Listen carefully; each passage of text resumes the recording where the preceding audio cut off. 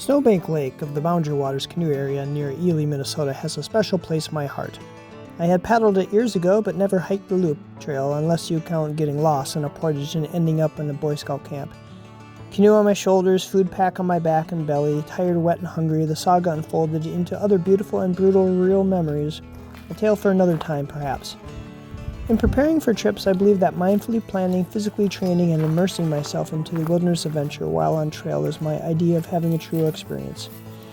Choosing to eat a healthy diet, having an active lifestyle, and getting quality sleep helps me physically and mentally on my adventures. Planning what to pack has taken me thousands of miles of experience. I shed the burdens to bear from my pack. Many people pack their fears. Typically, I'll go through my pack over and over until I exchange something out or get rid of it. My pack now weighs 8 pounds without food and water. Planning food is a personal choice. I tend not to eat quite as healthy on trail, but I do eat a lot of oats, potatoes, protein powder, and Tang. I don't usually cook, but use a peanut butter container to rehydrate food. There are multiple ways to plan navigation. In the past, I used maps and compass, but now I use the technology of my phone. I use offline Google Maps and the Gaia app. The U.S. Forest Service website is very helpful on specific information for hiking in the Boundary Waters. After planning, preparing, it's time to just get out there on the trail. Portage. I drop off my permit at the kiosk. From the trailhead, I am soon on the trail. Immersed in nature, my senses come alive and flood my mind with similar experiences. The sounds and sights, the smell and taste and feel, the wind through the trees crescendo with the gusts while the branches wave in the sky, and the last of the leaves fall to the trail in the quiet places of the thicket. The air filled with pungent autumn aroma. I pull some white cedar and crush it, releasing its sweet smell. I pick wintergreen leaves and chew on the waxy mint leaves that broadens my nose. The balsam branches release their festive scent. Birds sing and peck from tree to tree. A loon calls from a distant bay. Time passes, and a return call from somewhere nearer. The whoosh of geese wings flapping overhead. The flutter of a grouse take off near me sends warm blood rushing to my head. Quiet leaves rustle while a slow snake slithers into the leaves. A startling beaver tail slaps as I cross the trail over their dam, telling me to get lost. The beaver's yellow teeth munch on a stick. Trickling of sparkling creeks, lapping, glittering waves of lakes, chattering of squirrels with their flashing tails, tapping of woodpeckers, clomping of my feet and clicking of my poles, squeaking of my pack, all in concert with my heavy breath. The brush brushes against my legs, leaving tickling tiny scratches. My internal senses of balance glide me on the trail like a roller coaster, up and down and side to side, sometimes stumbling but catching myself with my poles.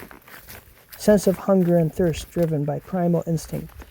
I stop to drink filtered cold lake water and crunch on some granola bars. I can feel my body respond with a new energy. The orange clouds of sunset as the land turns to shades of gray. A pleasant day of hiking gives way to a slow night of wandering to find the trail in low light. Crisp night air beckons me to make camp along quiet waters. As I sleep in my hovel, part of my brain is alert to the sounds in the isolated wilderness.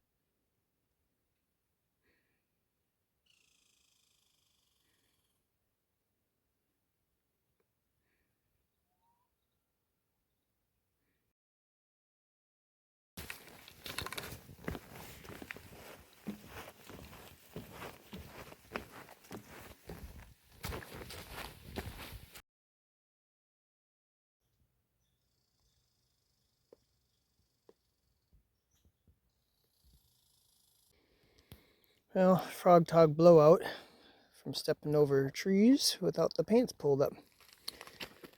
Oh well, a little duct tape can't fix.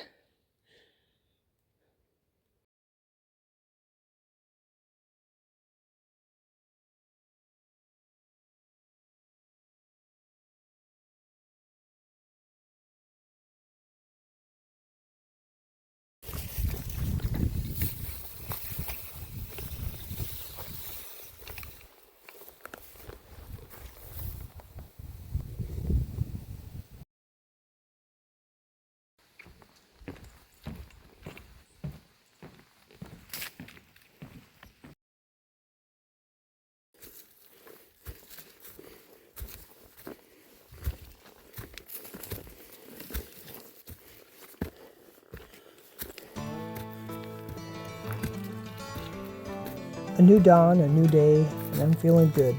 My mind wanders as I hike from past to future, processing sadness and joy, anger and humor, from intellectual thought to spiritual awareness, from nothingness to present wilderness immersion. As I near the end of my adventure, I feel as though my body and mind have been fully stimulated by balance of the wilderness. The true reality weakens me and then strengthens me. Refreshed, I am ready for the next adventure.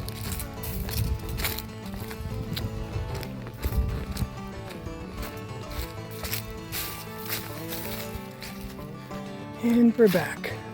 Oh, all the cars are gone, except for mine and two others.